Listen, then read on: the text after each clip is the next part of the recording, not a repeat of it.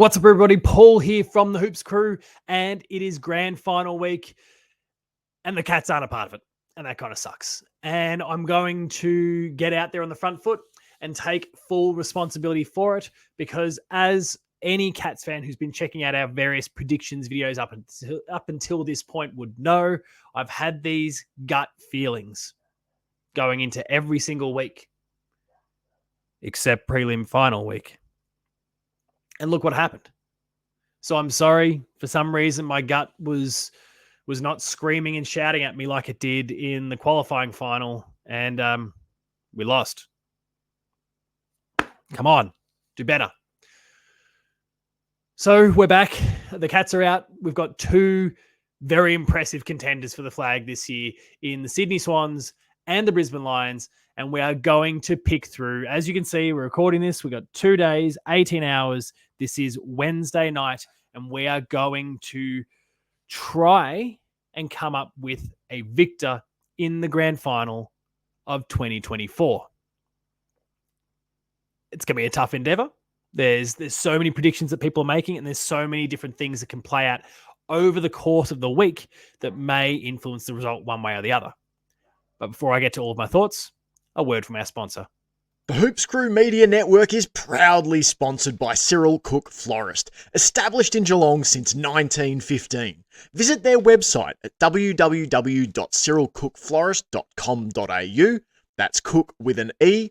Give them a call on 035 222 2244 or mention the Hoops Crew to get yourself 20% off your next in-store purchase when you visit them at Shop 12, 11 Leather Street in Breakwater.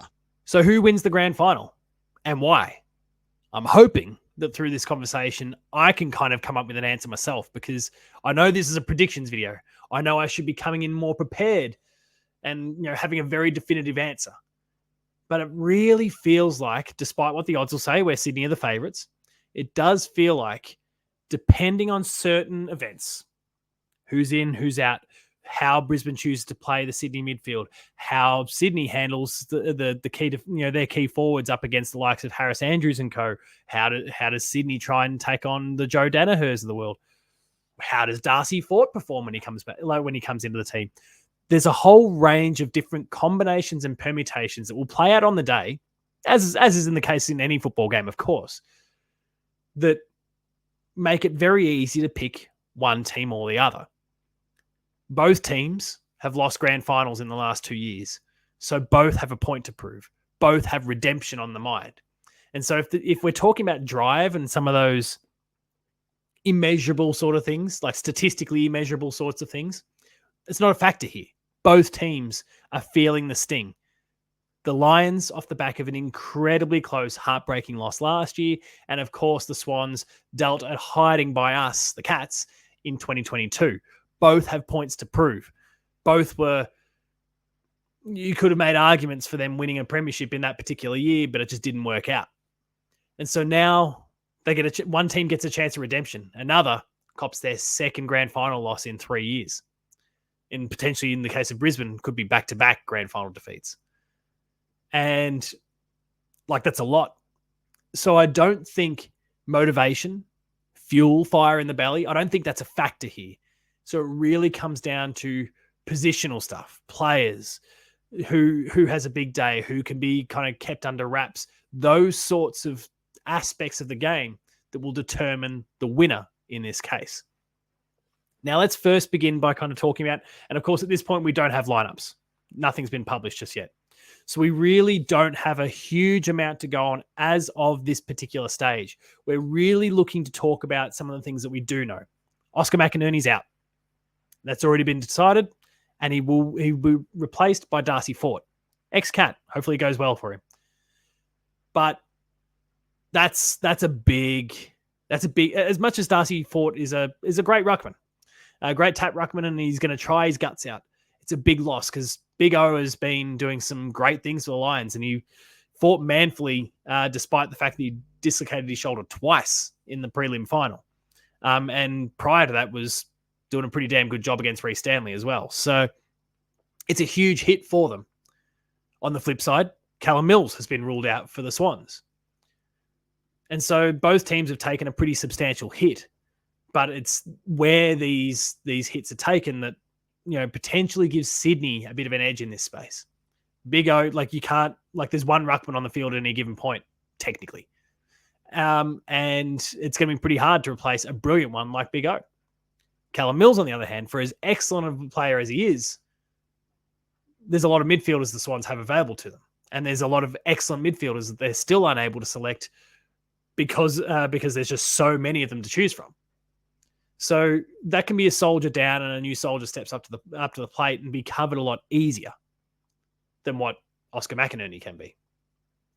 So I think advantage Swans. Then it's about the matchups. And I guess we've got the defense, the forward line, the midfield of both teams and kind of how that needs to look. Let's begin by focusing on the Sydney forward line. We've, of course, got the key forwards, Amati and Logan McDonald. And they're going to go head-to-head with Payne and Harris Andrews, as I've discussed. And I would say advantage Brisbane in that regard. Both key defenders have not really failed up to this point. They've been doing an excellent job. They fought pretty manfully even against Jeremy Cameron on the weekend, who could have broken loose at different points but didn't. It was a great, and Ryan Lester was a big part of that as well. Credit to the Lions in terms of that team defense that kept some of those Geelong keys under wraps. And Amati and Logan McDonald don't have the experience that Jeremy Cameron does. They don't have the reach that Shannon Neal does.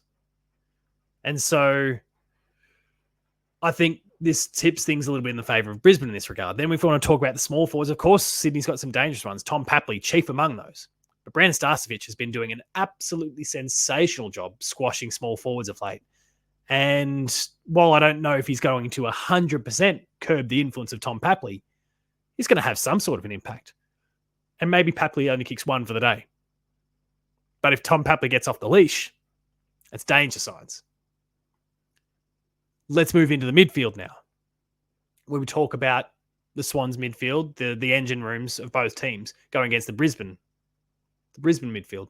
And there's quality everywhere you look. The conversation, of course, is focused on Heaney, on Goulden, on Warner. But then you can go and toss Rowbottom. You can toss a whole range of players. And again, we don't exactly know what the final teams are going to look like with the various different players that are potentially stepping up to the plate this week. There's, of course, team selection still to come. But there's some incredible players that can continue to roll through that midfield. And, of course, Brodie Grundy now, who's taking on a much lesser ruckman than Oscar McInerney. So, again, big advantage there. In terms of the Brisbane midfield, they're no mugs either. We've got some incredible players from Lockie Neal to Ashcroft. They run so deep through that midfield as well, Brisbane. But I would say, if we're talking class, there's an advantage and so I guess class, momentum, experience. There's an advantage there to the Swans. But I also, think a little bit about the defensive side of things.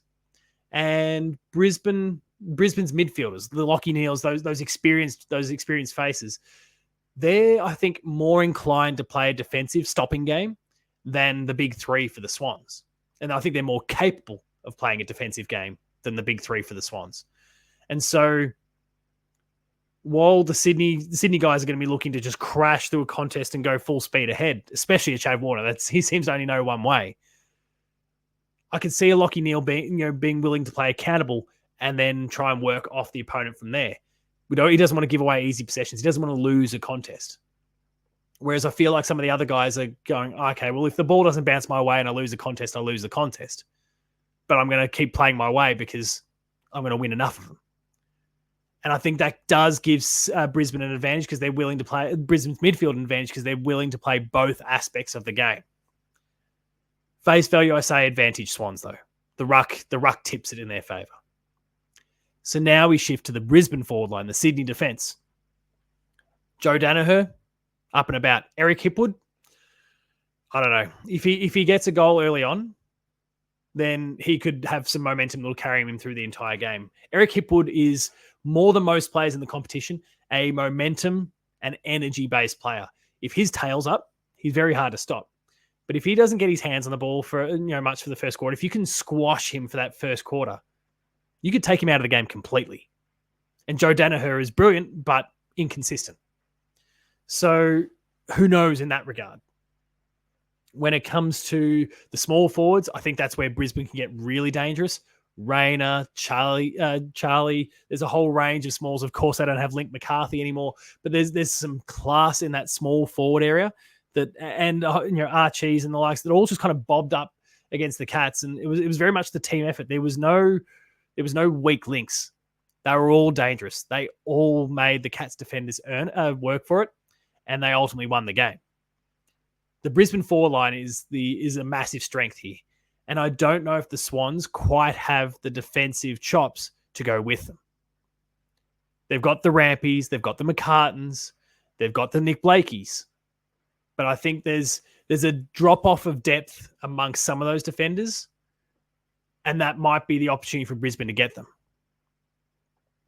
So I've gone through kind of the three key areas of the ground, and I guess it's a 2v1 in favour of the Lions. I'm picking the Lions defence to beat the Sydney forwards. I'm picking the Brisbane forward line to beat the Sydney defenders. I'm picking the Sydney midfielders to get on top of the Brisbane midfielders. So which way am I going to go? 2v1 should say Brisbane. But I'm going to go the Swans because that engine room feels so much. And that engine room is where so many of their goals actually come from. And I'm not necessarily just talking about goal assists and delivery into the forwards. I'm talking about goals on the board from Warner, from Goulden, from Heaney. They pile on so many.